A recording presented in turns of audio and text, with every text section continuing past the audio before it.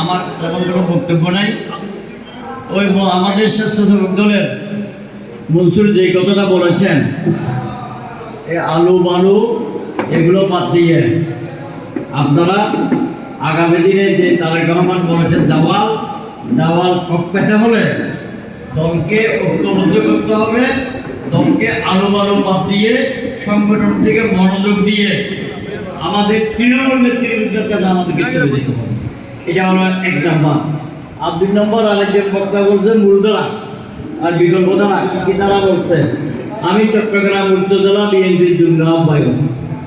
আমি যদি মূলধারা না হই আর এখানে কেউ মূলধারা না, আমি যদি মূলধারা না হই উত্তরজেলা বিএনপির আহ্বায়ক গোলাম আকবর কোনটা মূলধারা না।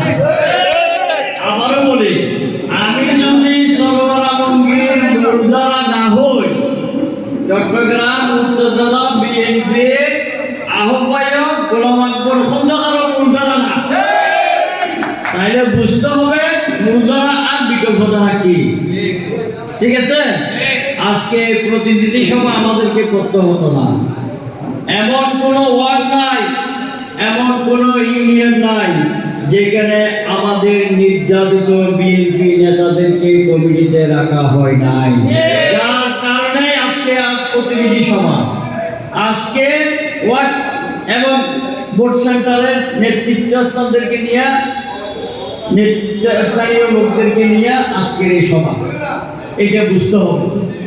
এবং যারা কমিটি করেছিল অনেকে এখন অনেক দলে চলে গিয়েছে, আবার অনেকে আওয়ামী লীগের লোক দিয়ে দলবাড়ি করতেছে। এই জন্যই আজকের এই সভাটা করা। আমাদেরকে ঐক্যবদ্ধ হতে হবে। সমালোচনা অনেক করা যায়।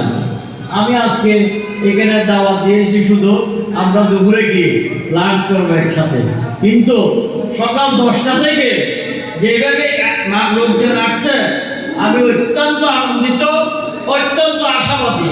আমি সবাই মনের কথা শুনেছি, সবাই মনের কথা শুনে আগামী দিনের আমাদের কর্ম পরিকল্পনা নিয়ে আমাদেরকে এগোতে হবে।